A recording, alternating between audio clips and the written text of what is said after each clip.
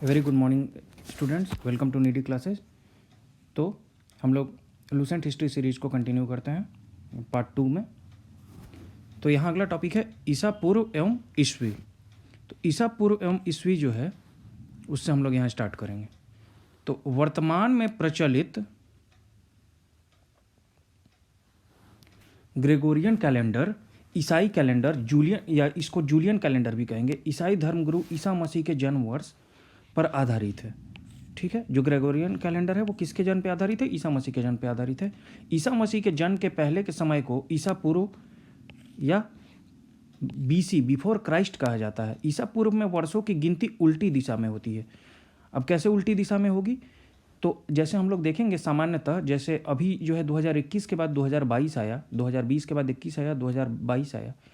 लेकिन जब हम लोग बीसी देखेंगे तो बीसी में अंक के हिसाब से जो वर्ष छोटा दिखेगा वो असल में बाद में आएगा। जैसे यहाँ देखिए, ईसा मसीह के जन्म के आधार पर अगर हम लोग देखेंगे तो महात्मा बुद्ध का जो जन्म है वह 563 ईसा पूर्व में हुआ।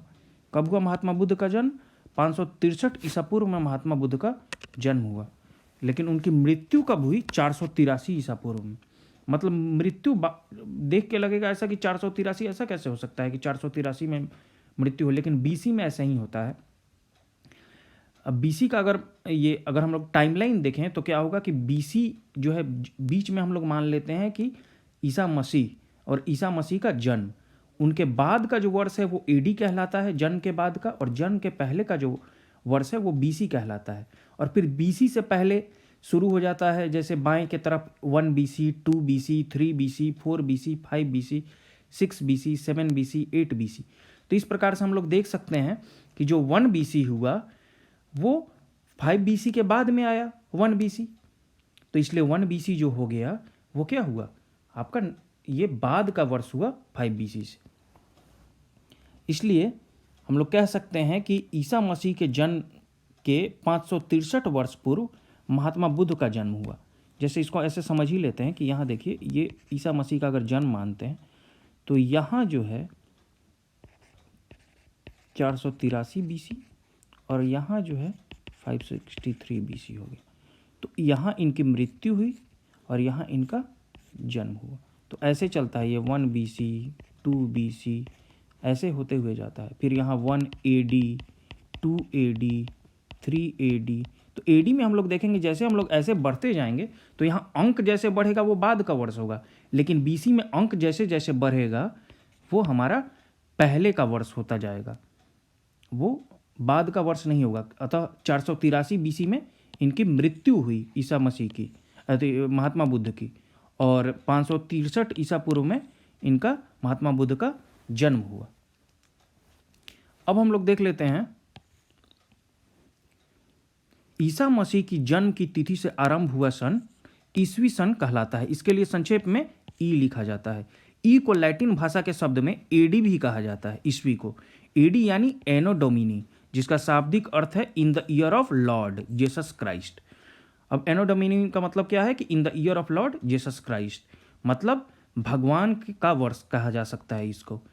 और ये इसको ईस्वी को क्या लिखा जाता है लैटिन भाषा में? एडी लिखा जाता है। तो एडी लैटिन भाषा का शब्द है।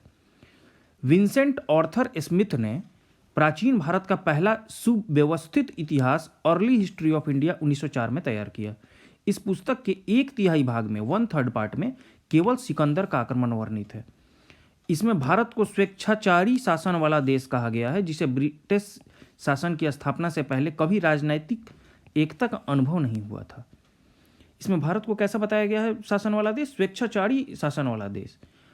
उन्होंने लिखा है, वस्तुतः भारतीय इतिहासकारों का सरोकार शासन के एकमात्र स्वरूप तानाशाही से ही है। तो अब हम लोग आगे आ जाते हैं। वामनावतार के 3 पगों के आख्यान का प्राचीनतम स्रोत ऋग्वेद है। अब ये प्रश्न आ सकता है कि वामनावतार में जो 3 पग की कहानी है वह किस में है? तो उसमें ऋग्वेद में लिखी हुई है। ऋग्वेद में इंद्र के लिए 250 तथा अग्नि के लिए 200 ऋचाओं की रचना की गई है। प्रश्न आ सकता है सबसे अधिक ऋचा किसके लिए है? तो इंद्र के लिए है। उसके बाद किसके लिए है? तो उसके बाद अग्नि के लिए है। प्राचीन इतिहास के साधन के रूप में वैदिक साहित्य में ऋग्वेद के बाद शतपथ ब्राह्मण का स्थान है। तो प्राचीन इतिहास के स्रोत में सबसे पहला स्रोत कौन सा है? तो ऋग्वेद है। उसके बाद कौन सा स्रोत है? तो शतपथ ब्राह्मण है। तो ये सारे प्रश्न बनते हैं आपके, ध्यान दीजिएगा, ये जितने भी हैं ये सारे आपके प्रश्न बन जाते हैं। अब हम लोग आ जाते हैं यजुर्वेद में। अब यजुर्वेद में क्या है? सस्वर पाठ के लिए मंत्रों तथा बलि के समय अनुपालन के लिए नियमों का संकलन यजुर्वेद कहलाता है। अब जो ऋचाओं को सुव्यवस्थित क्रम में रखने को ऋग्वेद कहा जाता था, तो ऋग्वेद मतलब ऋचाएं। यजुर्वेद में क्या है कि मंत्रों तथा बलि के समय, मतलब कोई भी जो अनुष्ठान है या उसके करने का जो मंत्र है और जो बलि के समय जो अनुपालन करने के लिए जो नियम है, उसका संकलन यजुर्वेद में है। अब इसके पाठकर्ता को क्या कहते हैं? अधर्यु कहते हैं, अधर्यु। और ऋग्वेद के पाठकर्ता को क्या कहते थे? होत्री कहते थे। तो आप लोग इसको याद रखते चलिएगा, आगे बढ़ते जाएंगे हम लोग, लेकिन पीछे वाली चीज़ों को भूलना नहीं है।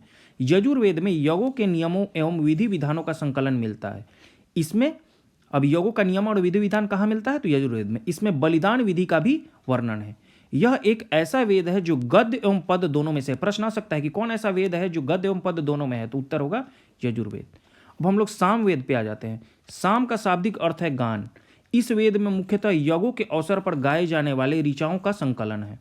इसके पाठकर्ता को उद्राती कहते हैं। तो होत्री हो गया ऋग्वेद का, उसके बाद अधर्यु हो गया यजुर्वेद के पाठकर्ता को, और सामवेद के पाठकर्ता को उद्रात्री कहते हैं, उद्रात्री। तो होत्री ऋग्वेद, अधर्यु यजुर्वेद और सामवेद का उद्रात्री। होत्री, अधर्यु और उद्रात्री, याद कर लीजिएगा आप लोग। इसका संकलन ऋग्वेद पर आधारित है। तो सामवेद का संकलन किस पे आधारित है? ऋग्वेद पे आधारित है। और इसमें साम का शाब्दिक अर्थ गान होता है। तो हम लोग कहेंगे कि ऋचाओं को जो गाने का, कैसे किस अवसर पे मंत्रों को जो गाने का संकलन है, उसको सामवेद कहा जाता है। इसमें 1810 सूक्त हैं। प्रश्न आ सकता है कितने सूक्त हैं सामवेद में? तो 1810 सूक्त हैं, जो प्रायः ऋग्वेद से लिए गए। तो इसके जो भी सूक्त हैं वो ऋग्वेद से ही लिए गए हैं, या ऋग्वेद पे ही आधारित है। अब इसे भारतीय संगीत का जनक भी कहा जाता है। यजुर्वेद तथा सामवेद में किसी भी विशिष्ट ऐतिहासिक घटना का वर्णन नहीं मिलता है। तो ऋग्वेद में ऐतिहासिक घटना का वर्णन है, लेकिन यजुर्वेद और सामवेद में विशिष्ट ऐतिहासिक घटना का वर्णन नहीं मिलता है। अब हम लोग आ जाते हैं अथर्ववेद में। अथर्वा ऋषि द्वारा रचित इस वेद में, तो अथर्ववेद की रचना किसने की है? अथर्वा ऋषि ने की है। इस वेद में कुल 731 मंत्र तथा लगभग 6000 पद्य हैं।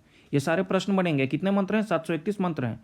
कितने पद हैं? 6000 पद हैं। इसके कुछ मंत्र ऋग्वैदिक मंत्रों से भी प्राचीनतर हैं। मतलब ऋग्वेद जो सबसे पुराना हमारा वेद है, उससे भी प्राचीनतर कुछ मंत्र हैं अथर्ववेद के, ध्यान दीजिएगा। औषधों का उल्लेख, मतलब औषधियों का उल्लेख सबसे पहले अथर्ववेद में मिलता है। प्रश्न बनता है औषधियों का उल्लेख जो है वो किस में मिलता है? किस वेद में? तो अथर्ववेद में। आगे बढ़ते हैं।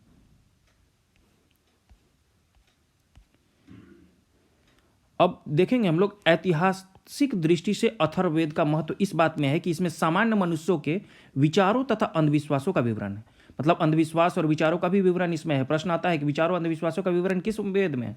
तो उसका उत्तर होगा अथर्ववेद में।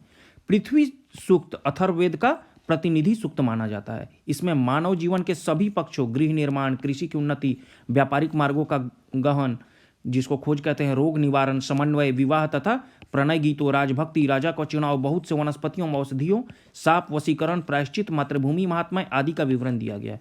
मतलब मानव जीवन के सभी पक्षों का इसमें उल्लेख है। कुछ मंत्रों में जादू टोने का भी वर्णन है। तो जादू टोना, अंधविश्वास, विचारों का वर्णन किसमें है? अथर्ववेद में।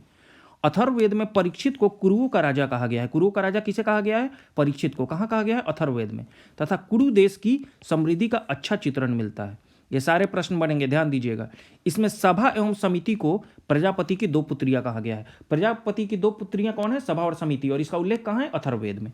वेदों की भी कई शाखाएं हैं जो वैदिक अध्ययन और व्याख्या से जुड़े विभिन्न दृष्टिकोणों का प्रतिनिधित्व करती हैं। साकल शाखा ऋग्वेद से जुड़ी एकमात्र जीवित शाखा है। प्रश्न है ये कि कौन सी एकमात्र जीवित शाखा है ऋग्वेद की? तो यह है साकल शाखा। यजुर्वेद को शुक्ल यजुर्वेद और कृष्ण यजुर्वेद 2 शाखाओं में बांटा गया है। तो साकल शाखा किसमें है? ऋग्वेद में।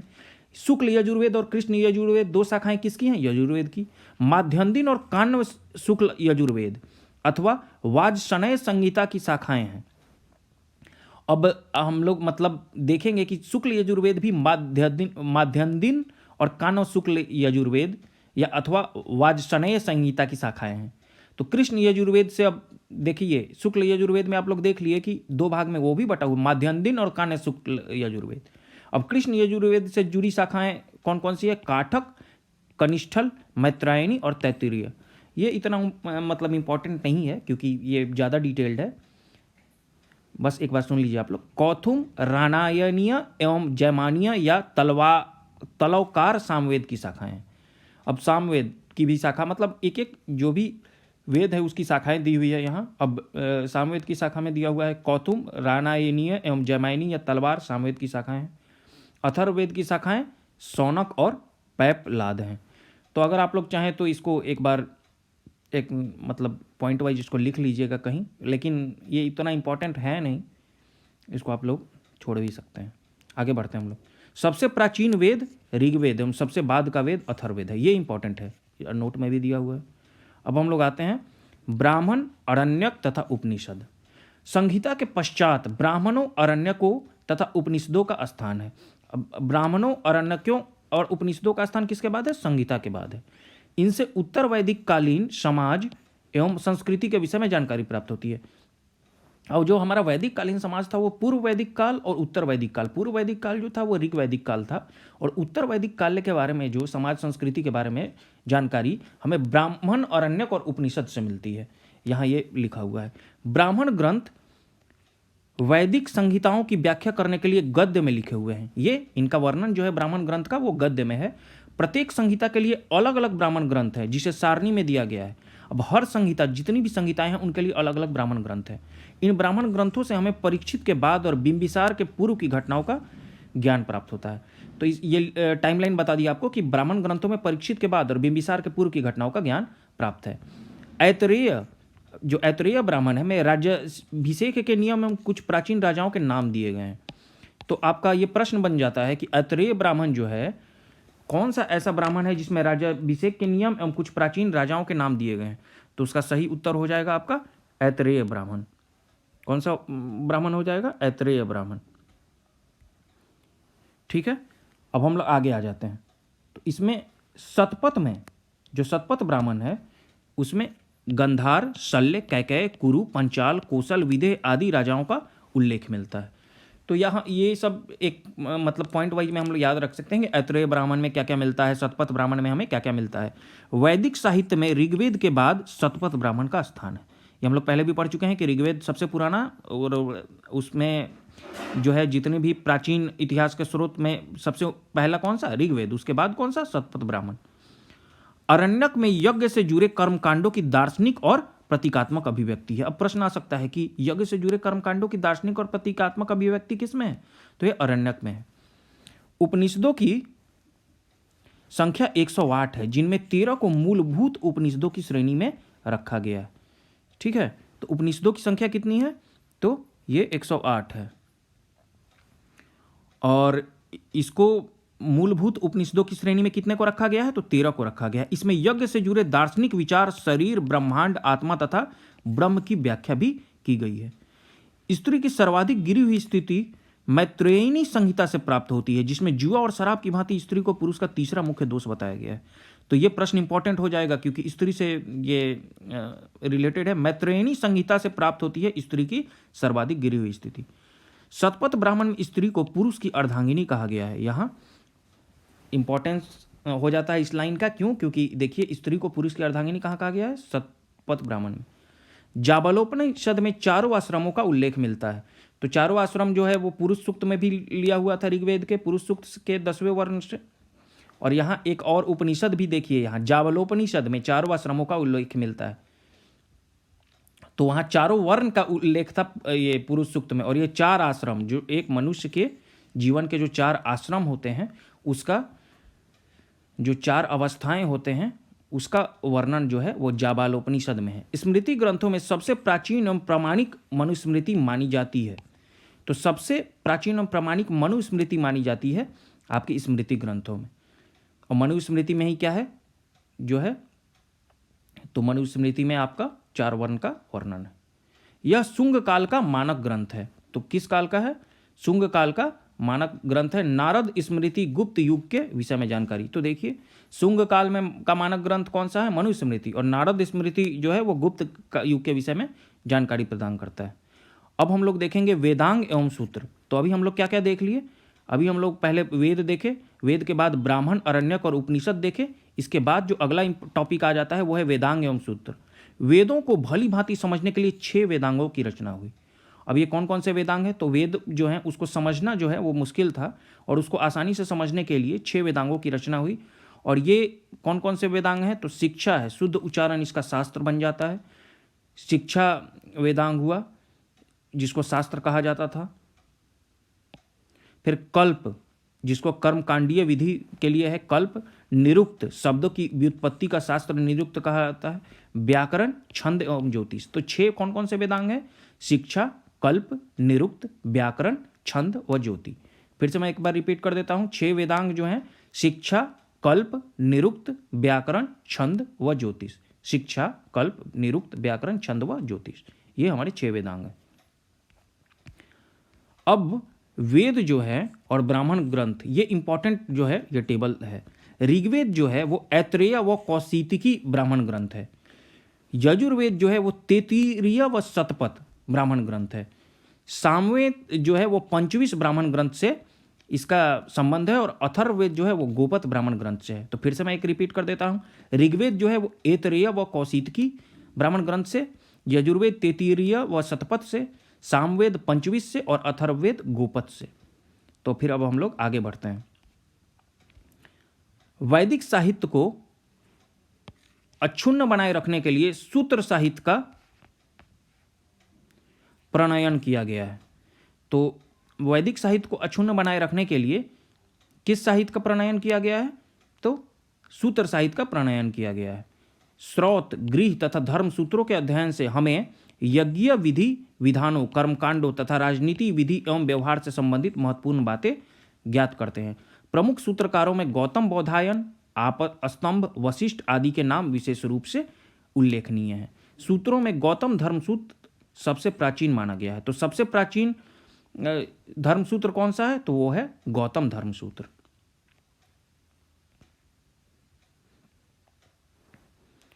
अब हम लोग पुराण देख लेंगे। तो भारतीय ऐतिहासिक कथाओं का सबसे अच्छा क्रमबद्ध विवरण पुराणों से मिलता है। अब जो भी ऐतिहासिक कथाएं हैं उसका क्रमबद्ध विवरण कहाँ है? पुराणों में है। और इसके रचयिता कौन कौन है? लोमहर्ष अथवा इनके पुत्र उग्रसर्वा को माना जाता है। तो पुराणों की रचनाकार लोमहर्ष और उग्रसर्वा जो कि पिता पुत्र थे, इनको माना जाता है। पुराणों की संख्या कितनी है? 18 है, जिनमें से केवल 5 मत्स्य, वायु, विष्णु, ब्राह्मण एवं भागवत में ही राजाओं की वंशावली पाई जाती है। अब यहाँ पुराण में एक है विष्णु पुराण, जो है वो मौर्य वंश से संबंधित है। मत्स्य पुराण आंध्र या सातवाहन वंश से, और वायु पुराण जो है वह गुप्त वंश से संबंधित है। पुराणों में मत्स्य पुराण, अब यहाँ 5 ऐसे पुराण थे, मत्स्य, वायु, विष्णु, ब्राह्मण एवं भागवत, ये इसमें ही राजाओं की वंशावली पाई जाती है। तो पुराणों में मत्स्य पुराण सबसे प्राचीन एवं प्रामाणिक है।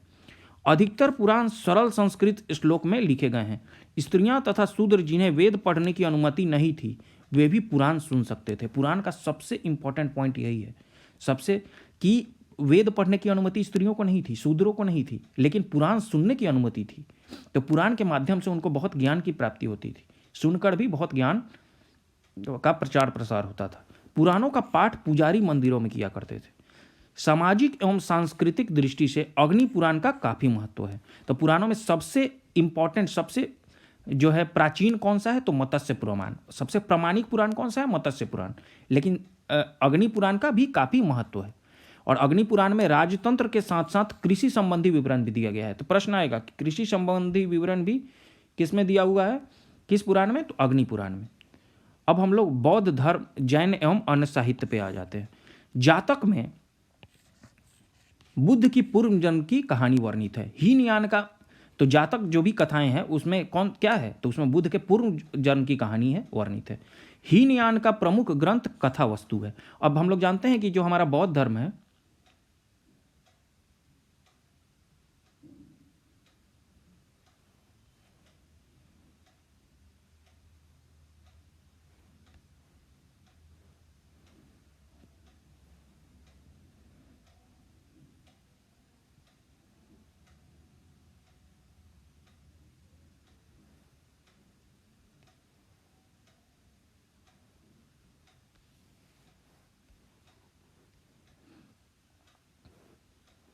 हम लोग जानते हैं कि हमारा जो बौद्ध धर्म है वो हीनयान और महायान दो संप्रदाय में वो बटा हुआ है। तो हीनयान का जो प्रमुख ग्रंथ है वो कथा वस्तु है, जिसमें महात्मा बुद्ध का जीवन चरित्र अनेक कथानकों के साथ वर्णित है। जैन साहित्य को आगम कहा जाता है। जैन धर्म का प्रारंभिक इतिहास कल्प सूत्र से, तो जैन साहित्य को क्या कहा जाता है? तो जैन साहित्य को आगम कहा जाता है। देखिए ये इंपॉर्टेंट वर्ड्स हैं, जैसे हीनयान का प्रमुख ग्रंथ, कथा वस्तु, जातक, फिर आगम। जैन साहित्य को आगम कहा जाता है। जैन धर्म का प्रारंभिक इतिहास कल्प सूत्र से ज्ञात होता है। जैन ग्रंथ भगवती सूत्र में महावीर के जीवन कृत्यों तथा अन्य समकालिकों के साथ उनके संबंधों का विवरण मिलता है। तो जैन साहित्य को क्या कहा जाता है? आगम कहा जाता है। जैन धर्म का प्रारंभिक इतिहास किस से मिलता है? तो कल्प सूत्र से। और भगवती सूत्र में महावीर के जीवन कृत्यों का वर्णन है। तो जीवन, महावीर जो थे, जो 24वें तीर्थंकर थे जैन धर्म के, 24वें और अंतिम तीर्थंकर, तो उनके जीवन कृत्यों का वर्णन भगवती सूत्र में। प्रारंभिक इतिहास जैन धर्म का कल्प सूत्र से। और जैन साहित्य को आगम भी कहा जाता है। अर्थशास्त्र के लेखक चाणक्य, जिनको कौटिल्य या विष्णुगुप्त भी कहा जाता है, तो ये है अर्थशास्त्र के लेखक। यह 15 अधिकरणों एवं 180 प्रकरणों में विभाजित है। तो प्रश्न आता है कि अर्थशास्त्र जो है कितने अधिकरणों में? तो 15 अधिकरण है इसमें और 180 प्रकरण है। इससे मौर्यकालीन इतिहास की जानकारी प्राप्त होती है। अर्थशास्त्र के अनुवादक श्याम शास्त्री जी हैं। अब संस्कृत साहित्य में ऐतिहासिक घटनाओं को क्रमबद्ध लिखने का सर्वप्रथम प्रयास कल्हण के द्वारा किया गया है। तो कल्हण की जो भी रचनाएं आपको देखने को मिलेंगी वो संस्कृत में मिलेंगी। और कल्हण द्वारा रचित पुस्तक राजतरंगिनी, अब राजतरंगिनी का मतलब होता है राजाओं की नदी है। इस ग्रंथ में 8 सर्ग हैं। कितने सर्ग हैं? 8 सर्ग हैं, जिन्हें तरंगों की संज्ञा दी गई है। तो इन्होंने जो भी विभाजित किया है इस ग्रंथ को, उस हर ग्रंथ को, हर जो सर्ग है उनको तरंग प्रदर्शित किया है, मतलब उसको एक नदी बताया। इसमें प्रारंभ से लेकर 12वीं सदी तक के कश्मीर के शासकों का वर्णन है। अब इसमें कश्मीर के शासकों, राजतरंगिनी जो है, जो कल्हण की रचना है, उसमें कश्मीर के शासकों का वर्णन है। और इसमें पहले से लेकर, मतलब शुरुआत से लेकर जो 12वीं सदी तक के कश्मीर के शासक हैं उनका वर्णन है।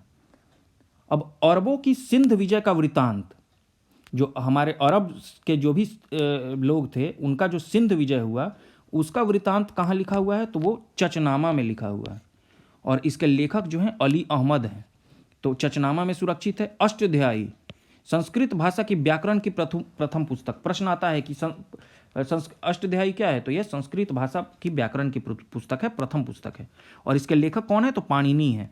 इससे मौर्य के पहले का इतिहास तथा मौर्य युगीन राजनीतिक अवस्था की जानकारी मिलती है। तो जो हमारे मौर्य काल का इतिहास है उससे पहले का भी इतिहास तथा मौर्य युगीन इतिहास भी, उस समय की राजनीतिक अवस्था की जानकारी भी हमें अष्टाध्यायी से मिलती है। और अष्टाध्यायी में पहली बार लिपि शब्द का प्रयोग हुआ है। जितने भी यहाँ नोट हैं, जितने भी यहाँ हाईलाइटेड पॉइंट्स हैं, वो सारे प्रश्न बन जाते हैं, ध्यान दीजिएगा। इसलिए हर पॉइंट को हमें कवर करते हुए चलना है। कात्यायन की गार्गी संहिता। अब गार्गी संहिता किसकी रचना है? तो कात्यायन की है। और यह क्या है? एक ज्योतिष ग्रंथ है। फिर भी इसमें भारत पर होने वाले यवन आक्रमण, जो भी यवन का जो आक्रमण है, जो भी उनका जो उल्लेख है इसमें मिलता है। पतंजलि जो है पुष्यमित्र शुंग के पुरोहित थे।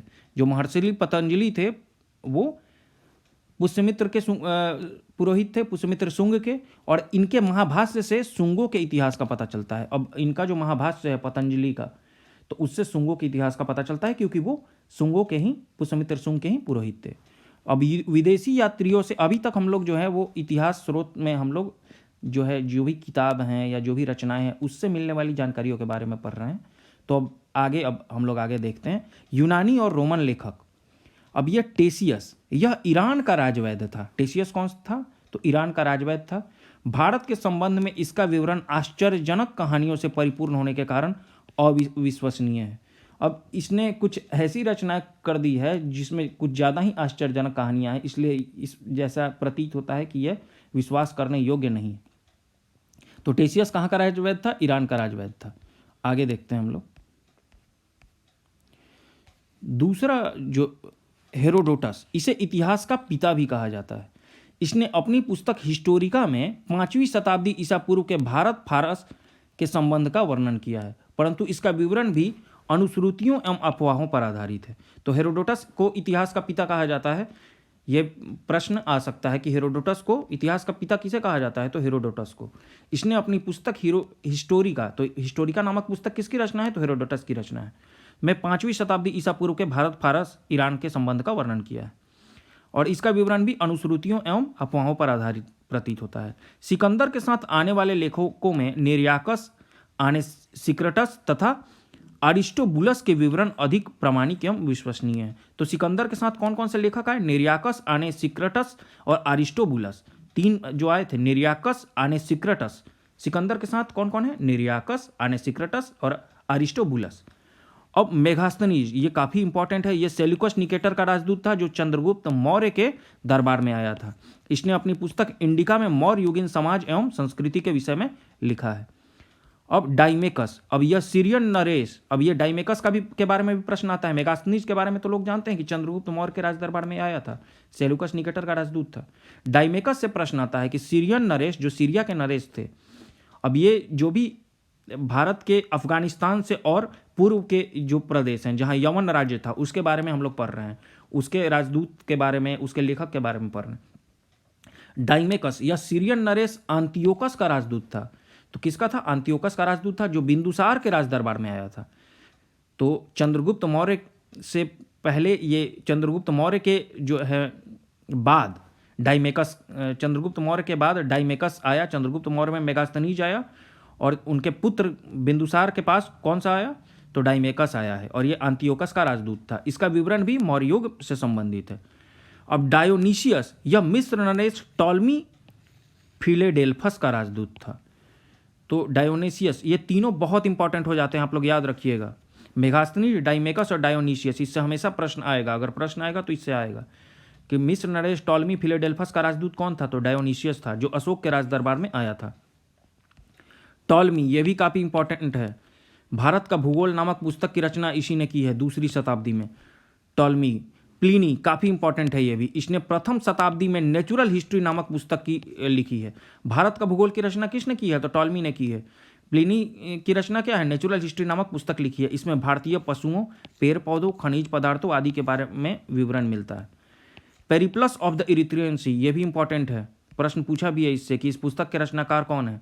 तो इसका सही उत्तर होगा, इस पुस्तक के लेखक के बारे में कोई जानकारी नहीं है। यह लेखक करीब 80 ईस्वी या 80 एडी में हिंद महासागर की यात्रा पर आया था। किसमें, इंडियन ओशन या हिंद महासागर की यात्रा पर आया था। इसने उस समय के भारत के बंदरगाहों तथा व्यापारिक वस्तुओं के बारे में जानकारी दी है। तो पेरिप्लस ऑफ द इरिथ्रियन सी के लेखक के बारे में जानकारी नहीं है। अब चीनी लेखक के बारे में हम लोग देख लेते हैं। चीनी लेखक में फाहियान, यह चीनी यात्री गुप्त नरेश चंद्रगुप्त द्वितीय। तो यह चीनी यात्री कब आया है, तो गुप्त नरेश चंद्रगुप्त द्वितीय के दरबार में आया था। चंद्रगुप्त द्वितीय के दरबार में फाहियान आया था। इसने अपने विवरण में मध्य प्रदेश के समाज एवं संस्कृति के बारे में वर्णन किया है। इसने मध्य प्रदेश की जनता को सुखी एवं समृद्ध बताया है। यह 14 वर्षों तक भारत में रहा।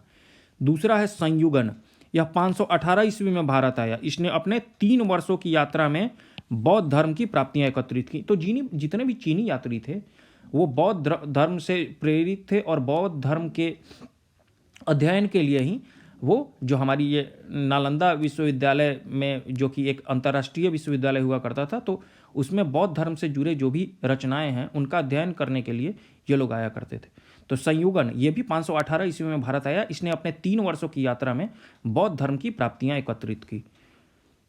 अब वैनसोंग, यह हर्षवर्धन के शासनकाल में भारत आया था। हेनस्वांग जो है, तो देखिए ह से हेनस्वांग, ह से हर्षवर्धन, याद करने का तरीका हो जाएगा। फाहियान किसमें, चंद्रगुप्त द्वितीय। तो फाहियान चंद्रगुप्त द्वितीय और हेनस्वांग जो है वो हर्षवर्धन के शासनकाल में।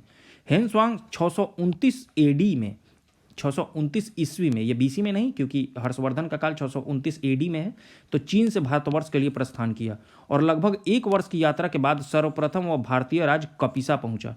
कहाँ पहुंचा था, कपिसा में। 629 में उसने यात्रा का प्रारंभ किया था, 630 के आसपास वो पहुंचा। भारत में 15 वर्षों तक ठहरकर 645 ईस्वी में चीन वापस लौट गया था। तो ये 629 से फिर 630 और 630 से 645 तक भारत में रहने के बाद ये फिर भारत लौट गया था। 15 वर्षों तक भारत में रहा। वह बिहार में नालंदा जिला स्थित नालंदा विश्वविद्यालय में अध्ययन करने तथा भारत में बौद्ध ग्रंथों को एकत्र कर ले जाने के लिए आया था। इसका भ्रमण वृत्तांत सियुकी नाम से प्रसिद्ध है। जिसमें 138 देशों का विवरण मिलता है। 138 देशों का बहुत ज़्यादा भ्रमण किया है आपके इस ह्वेन-त्सांग ने, बहुत ज़्यादा भ्रमण किया है। लगभग 138 देशों का विवरण इसके सियुकी नामक रचना में या भ्रमण वृत्तांत में मिलता है। प्रश्न आता है कि ये ह्वेन-त्सांग की रचना का नाम क्या है, तो सियुकी है। इंपॉर्टेंट है ये। इसने हर्षकालीन समाज, धर्म तथा राजनीति के बारे में वर्णन किया है। अब जो भी रचनाकार हुए हैं वो धर्म के बारे में, वहाँ राजनीति के बारे में, उस समय के समाज के बारे में वर्णन करते ही थे, तो ये तो सामान्य सी बात है। इसके अनुसार सिंध का राजा शूद्र था, इसका भी वर्णन है। ह्वेन-त्सांग ने बुद्ध की प्रतिमा के साथ साथ सूर्य और शिव की प्रतिमाओं का भी पूजन किया था। तो उस समय सूर्य और शिव की पूजा होती होगी, इसलिए उससे प्रेरित होकर बुद्ध ने भी इसकी प्रतिमा का पूजा किया था। इसका वर्णन उसके सियुकी नामक किताब में। ह्वेन-त्सांग के अध्ययन के समय नालंदा विश्वविद्यालय के कुलपति आचार्य शीलभद्र थे। ये प्रश्न आता है कि उससे के कुलपति उस समय कौन थे, तो आचार्य शीलभद्र थे। यह विश्वविद्यालय बौद्ध दर्शन के लिए प्रसिद्ध था। अब इत सिंह, ये भी इंपॉर्टेंट है, यह 7वीं शताब्दी के अंत में भारत आया। इसने अपने विवरण में नालंदा विश्वविद्यालय, विक्रमशिला विश्वविद्यालय तथा अपने समय के भारत का वर्णन किया है। अब हम लोग अरबी लेखक के बारे में पढ़ेंगे। अब पहला जो है वो अलबरूनी है। यह महमूद गजनवी के साथ भारत आया था। अलबरूनी ख्वारिज्म या खीव आधुनिक तुर्कमेनिस्तान का रहने वाला था। तो ख्वारिज्म एक जगह है, खीव भी कहते हैं इसको, वो जो अभी तुर्कमेनिस्तान है उसका रहने वाला था। अरबी में लिखी गई उसकी कृति है, जो एक उसकी रचना है जो अरबी में लिखी हुई है। यह भी प्रश्न आता है कि अरबी में लिखी है कि फारसी में लिखी है, तो उसको किताबुल हिंद या तहकीके हिंद कहते हैं, जिसका मतलब भारत की खोज होता है। तो आज भी इतिहासकारों के लिए एक महत्वपूर्ण स्रोत है और यह अरबी भाषा में लिखा हुआ है। इसको याद रखिएगा, ये प्रश्न हो सकता है कि किताबुल हिंद, पहला प्रश्न ये होगा किताबुल हिंद किसकी रचना है या तहकीके हिंद किसकी रचना है। तो ये किसकी है, ये अलबरूनी की रचना है। और किस भाषा में लिखी गई है, तो अरबी में लिखी गई है। इसका मतलब क्या होता है, भारत की खोज होता है। यह एक विस्तृत ग्रंथ है जो धर्म और दर्शन, त्योहारों, खगोल विज्ञान, कीमिया, रीति रिवाजों, प्रथाओं, सामाजिक जीवन, भार तौल, मापन विधियां, मूर्तिकला, कानून, मापतंत्र, मतलब यह अपने आप में बहुत चीज़ों को समाहित करता है। उस समय जितनी भी चीज़ें थी, जैसे कि धर्म, दर्शन, त्यौहार, खगोल विज्ञान, रीति रिवाज, प्रथाएं, सामाजिक जीवन, भार तौल, सबका वर्णन, कानून, मूर्तिकला, मापतंत्र, विज्ञान, सबका वर्णन उसके किताब में है। तो आदि विषयों के आधार पर 80 अध्यायों में विभाजित है। कितने अध्याय में विभाजित है, 80 अध्यायों में विभाजित है।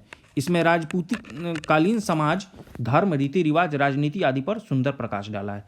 तो अलबरूनी ने राजपूतकालीन समाज, धर्म, रीति रिवाज और राजनीति आदि पर सुंदर प्रकाश भी डाला है। अब इब्न बतूता के बारे में हम लोग देखेंगे। तो इसके द्वारा अरबी भाषा में लिखा गया उसका यात्रा वृत्तांत, जिसे रेहला कहा जाता है। अब इब्न बतूता जो है उसका जो यात्रा वृत्तांत है उसको रेहला कहा जाता है। ये भी अरबी भाषा में लिखा हुआ है। और इब्न बतूता जो है 14वीं शताब्दी में भारतीय उपमहाद्वीप के सामाजिक तथा सांस्कृतिक जीवन, 14वीं शताब्दी, अब उस समय कौन होगा, तो तुगलक वंश होगा भारत में, और मोहम्मद बिन तुगलक के समय ही ये भारत में आता है। सामाजिक तथा सांस्कृतिक जीवन के विषय में बहुत ही प्रचुर तथा सबसे रोचक जानकारियाँ देता है। 1333 ईस्वी में दिल्ली पहुंचने पर इसकी विद्वता से प्रभावित होकर सुल्तान मोहम्मद बिन तुगलक ने, अब 1333 ईस्वी 14वीं शताब्दी ही है, इसमें सुल्तान मोहम्मद बिन तुगलक उस समय दिल्ली का सुल्तान था और उसने दिल्ली का काजी या न्यायाधीश नियुक्त कर दिया। किसको, इब्न बतूता को। प्रभावित होकर इब्न बतूता से, उसकी विद्वता से प्रभावित होकर दिल्ली का काजी उसे नियुक्त किया। यह भी प्रश्न बनता है, ठीक है। तो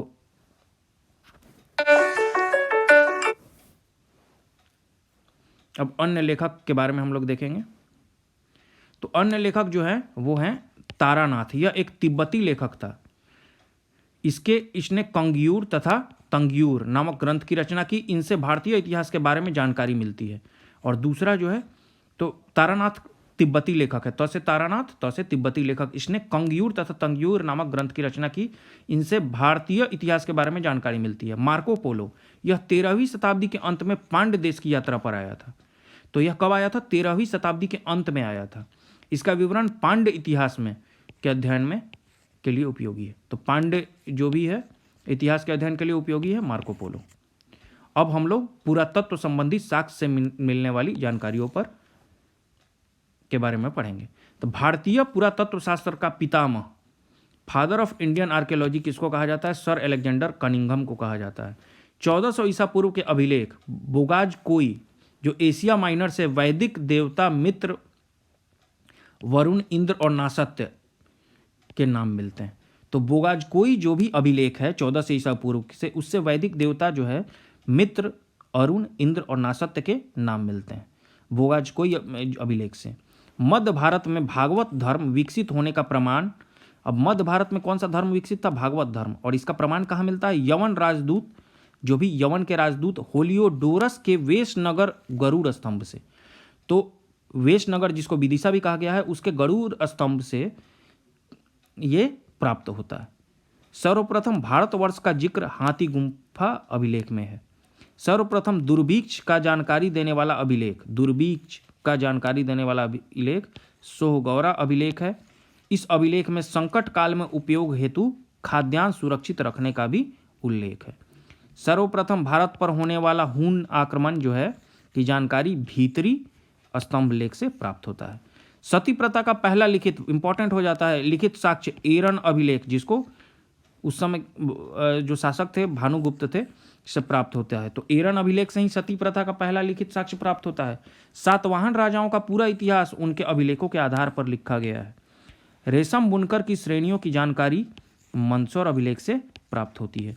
कश्मीरी नवपाषाणिक पुरा स्थल, तो कश्मीर में जो नवपाषाणिक पुरा स्थल है बुर्जहोम से गड्ढागढ़ या गर्तवास, पहले जो भी गर्तवास बनाए जाते थे तो उनका साक्ष्य मिला है। कहाँ से? बुर्जहोम से। और ऐसे गर्तवास होते थे, जमीन के नीचे गड्ढे खोदकर बनाए जाते थे और इसमें अंदर उतरने के लिए सीढ़ियाँ होती थी। यहाँ मनुष्य के साथ उसके पालतू कुत्ते को भी दफनाने की प्रथा प्रचलित थी। तो प्रश्न आ सकता है कि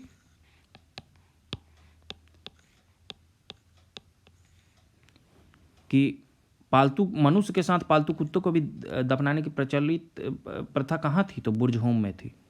प्राचीनतम सिक्कों को आहत सिक्के कहा जाता है। इसी को साहित्य में कासापर्ण भी कहा गया है।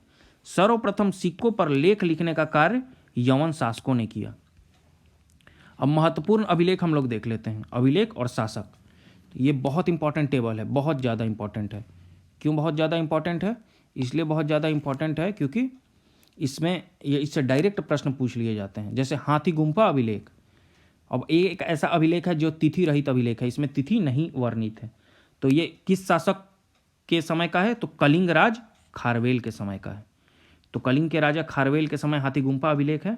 जूनागढ़, जिसको गिरनार अभिलेख भी कहा है, ये रुद्रदमन से संबंधित है। नासिक अभिलेख गौतमी बलसरी से संबंधित है। प्रयाग स्तंभ अभिलेख समुद्रगुप्त से संबंधित है। एहोल अभिलेख पुलकेशिन द्वितीय से संबंधित है। मंदसौर अभिलेख जो है मालवा नरेश यशोवर्मन से संबंधित है। ग्वालियर अभिलेख प्रतिहार नरेश भोज से संबंधित है। भीतरी एवं जूनागढ़ अभिलेख जो है वो स्कंदगुप्त से संबंधित है। देवपाड़ा अभिलेख जो है बंगाल शासक विजयसेन से संबंधित है। और अभिलेखों का जो अध्ययन है एपिग्राफी कहलाता है। भीतरी एवं जूनागढ़ अभिलेख स्कंदगुप्त और देवपाड़ा अभिलेख बंगाल शासक विजयसेन से संबंधित। अब हम लोग अगले, तो समुद्रगुप्त की बीना बजाती हुई मुद्रा वाले सिक्के से उसके संगीत प्रेमी होने का प्रमाण मिलता है। अरिकमेडु, ये पुडुचेरी के निकट है। अरिकमेडु जो है वो पुडुचेरी के निकट है और इससे रोमन सिक्के प्राप्त हुए। ठीक है, तो रोमन सिक्के प्राप्त होने का मतलब क्या है कि रोम से वहाँ उस समय व्यापार जो है वो फलीभूत होता होगा। सबसे पहले भारत के संबंध बर्मा, अब बर्मा को सुवर्ण भूमि भी कहा जाता था और वर्तमान में इसको म्यांमार कहा जाता है। तो भारत के संबंध फिर मलाया को स्वर्ण द्वीप, तो सुवर्ण भूमि बर्मा को, मलाया जो कि मलेशिया है उसको स्वर्ण द्वीप, कन्फ्यूजन मत कीजिएगा, मलेशिया या मलाया को स्वर्ण द्वीप, बर्मा को सुवर्ण भूमि। कंबोडिया को कंबोज कहा जाता था और जावा जो इंडोनेशिया का हिस्सा है अभी उसको यवद्वीप के नाम से जाना जाता था। तो इन सब से जो भी आपके ये साउथ एशियन कंट्रीज हैं, जो दक्षिण पूर्वी एशिया के जो भी देश हैं, इससे हमारे स्थापित थे संबंध। क्यों स्थापित थे? क्योंकि भारत जो है वो 3 तरफ से समुद्र से घिरा हुआ है।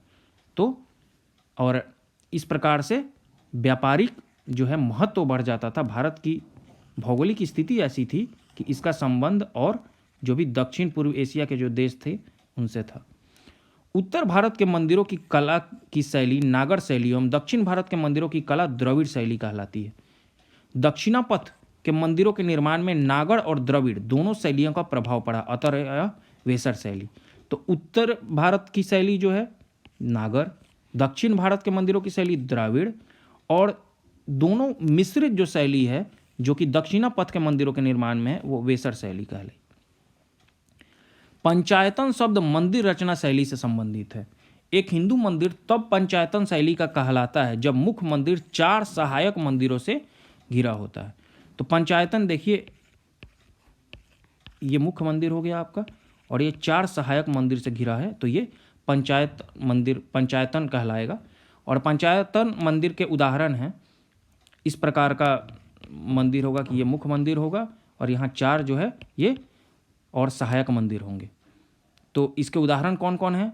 कंदरिया महादेव मंदिर जिसको खजुराहो में है, ब्रह्मेश्वर मंदिर भुवनेश्वर में है, लक्ष्मण मंदिर खजुराहो में है, लिंगराज मंदिर भुवनेश्वर में, दशावतार मंदिर देवगढ़ उत्तर प्रदेश और गोंडेश्वर मंदिर महाराष्ट्र। ये याद करने वाला पॉइंट है कि पंचायतन जो है वो किससे संबंधित है, तो रचना शैली है मंदिरों की, और ये इस पे आधारित कौन कौन से मंदिर हैं, तो ये इसका उदाहरण मैंने बता दिया है, आप लोग उसको एक याद कर लीजिएगा। अब हम लोग आ जाते हैं प्राग ऐतिहासिक काल। इतिहास का विभाजन प्राग ऐतिहासिक प्री हिस्ट्री, आद्य इतिहास, प्रोटो हिस्ट्री व इतिहास 3 भागों में किया गया है। तो जिस काल में मनुष्य ने घटनाओं का कोई लिखित विवरण उद्धृत नहीं किया उसे प्रागैतिहासिक काल। और प्रागैतिहासिक काल का मतलब है कि ऐसा काल जिसमें कोई भी ये विवरित कोई भी लिखित विवरण नहीं है घटनाओं का, उसे प्रागैतिहासिक काल कहा गया है। अब आद्य ऐतिहासिक काल उस काल को कहते हैं जिस काल में लेखन कला के प्रचलन के बाद उपलब्ध लेख पढ़े नहीं जा सके। अब आद्य ऐतिहासिक या प्रोटो हिस्ट्री काल कौन सा काल है? जिसमें लेखन तो हुआ है लेकिन वो पढ़ने योग्य नहीं है, मतलब उसकी भाषा जो है वो पढ़ी नहीं जा सकी है। जैसे हड़प्पा की जो भी ये हमें हड़प्पा में जो भी स्क्रिप्ट या जो भी लिपियां हैं वो अभी तक नहीं पढ़ी जा सकी। और मानव विकास के उस काल को इतिहास कहा जाता है जिसका विवरण लिखित रूप में उपलब्ध है। तो जो इतिहास 3 भागों में इतिहास का विभाजन है हिस्ट्री, तो अब जिसका विवरण लिखित रूप में उपलब्ध है वही काल जो है इतिहास काल कहा जाता है। अब ज्ञानी मानव, तो ऐसे मानव जो कि जिनको बुद्धि विवेक जिनमें ये उत्पन्न हो गया था या विकसित हो गया था, उसको होमी सैपियंस कहा गया, होमो सैपियंस। और उनका प्रवेश इस धरती पर आज से लगभग 30 या 40 हजार वर्ष पूर्व हुआ। कितने साल पहले? 30 या 40 हजार वर्ष पूर्व हुआ। पूर्व पाषाण युग या पूरा पाषाण युग काल के मानव की जीविका का मुख्य आधार शिकार था, और शिकार पूरा पाषाण काल में आदि मानव के मनोरंजन के साधन भी थे। तो पूर्व पाषाण काल या पूरा पाषाण युग मतलब पाषाण काल से भी पहले का समय जो है, तो उस समय मानव मुख्यतः शिकार पर आधारित था, और शिकार मनोरंजन के भी साधन थे मानव के लिए। आग का आविष्कार पूरा पाषाण काल में एवं पहिए का नव पाषाण काल में। प्रश्न आ जाते हैं कि आग का आविष्कार किस काल में हुआ? पूरा पाषाण काल में। पहिए का आविष्कार किस काल में हुआ? तो नव पाषाण काल में।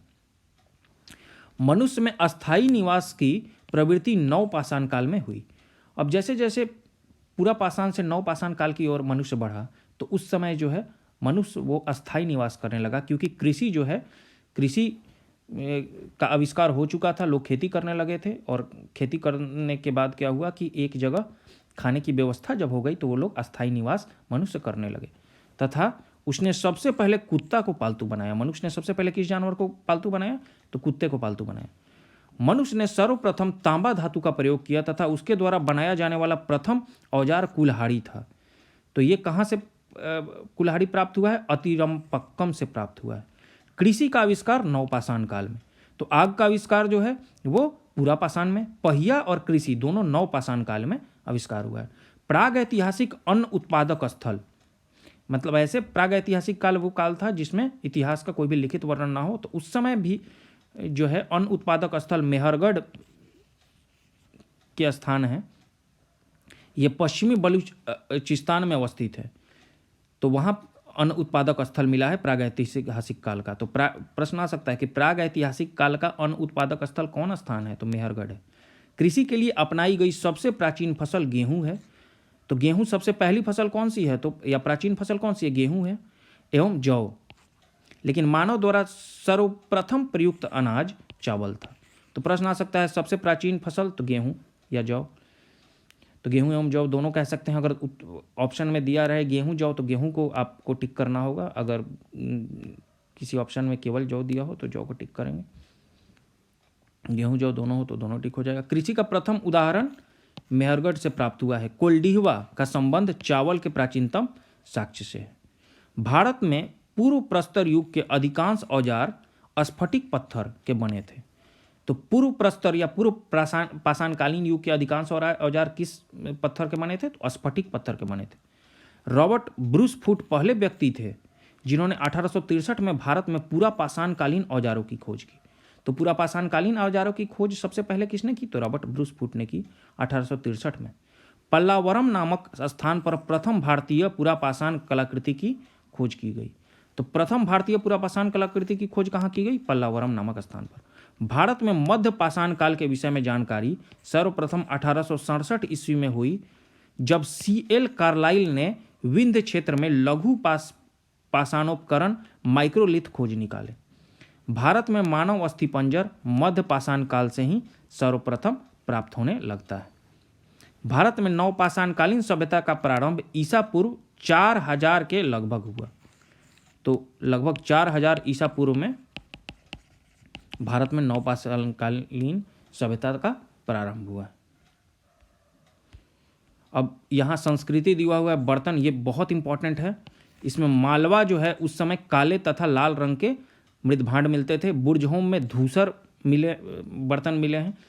जोखे जो है संस्कृति, माफ़ कीजिएगा, जोड़वे संस्कृति, यहाँ जोखे लिखा हुआ है, जोड़वा जो संस्कृति है वे लोग लाल बर्तन का उपयोग करते थे। बुर्जहोम जो है वो लोग धूसर रंग का बर्तन प्रयोग करते थे। मालवा जो है वो काला तथा लाल बर्तन प्रयोग करते थे। और दक्षिण नवपाषाण ये लोग चमकीला धूसर यूज करते थे या प्रयोग करते थे। पूर्वी नवपाषाण भूरा लाल। तो मालवा काला तथा लाल, बुर्जहोम धूसर, जोड़वे लाल, दक्षिण नवपाषाण चमकीला धूसर और पूर्वी नवपाषाण भूरा लाल।